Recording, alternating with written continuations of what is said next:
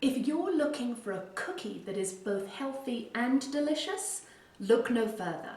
I found this recipe on a site belonging to a lovely lady named Season Moore. I changed things just a little. I believe she's gluten intolerant, so she uses the gluten-free oats. So if you are gluten intolerant, you can do that. I'm not, so I just use regular oats.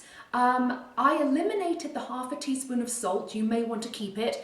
I tried it with both and I couldn't notice a difference, and I like to remove salt from recipes when I can. I also reduced the amount of raisins that Season used, and I added walnuts. Really delicious cookies. Maybe the hardest thing about this recipe is just the extent of the ingredients. And as you know, almond flour, coconut flour isn't the cheapest.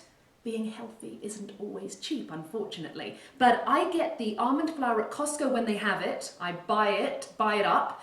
And then if Costco isn't carrying it, I go to Whole Foods and get it out of their bulk bins. But delicious, healthy, and these cookies are worth the extensive ingredients, I assure you.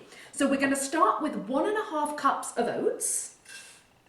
We're going to do all our dry ingredients first. You just put all the dry ingredients in one bowl. A cup of almond flour, half a cup of coconut flour, half a teaspoon of baking soda, 1 tablespoon of cinnamon, 2 tablespoons of golden ground flax, 1 cup of organic raisins, and 1 cup of chopped walnuts.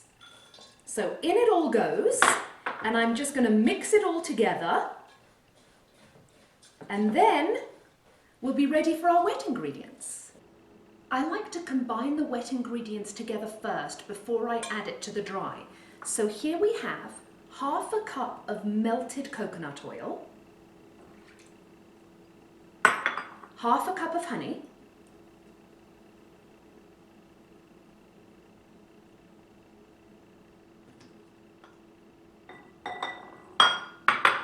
1 organic egg, and a tablespoon of vanilla extract. So I'm just going to combine this a little and add it to the dry. Make perfect little breakfast bars, perfect for in the morning if you don't have time to eat breakfast at the house. Just take them with you. 24 it yields, and I'm going to place them about 1 inch apart on 2 baking sheets lined with parchment paper. You may need to get your hands in there to really mix the wet in with the dry properly, and then you're just going to get little rounds like this, and then as I'm putting them on the parchment, I'm just sort of flattening them down slightly. So I start with a round, a ball, so that I can keep it together. And do keep in mind that when these come out of the oven, they're quite delicate. So you don't want to handle them until they've had a chance to cool. So then I just push it down slightly, as I said, about 1 inch apart. And I should be able to get 12 on each of these baking sheets.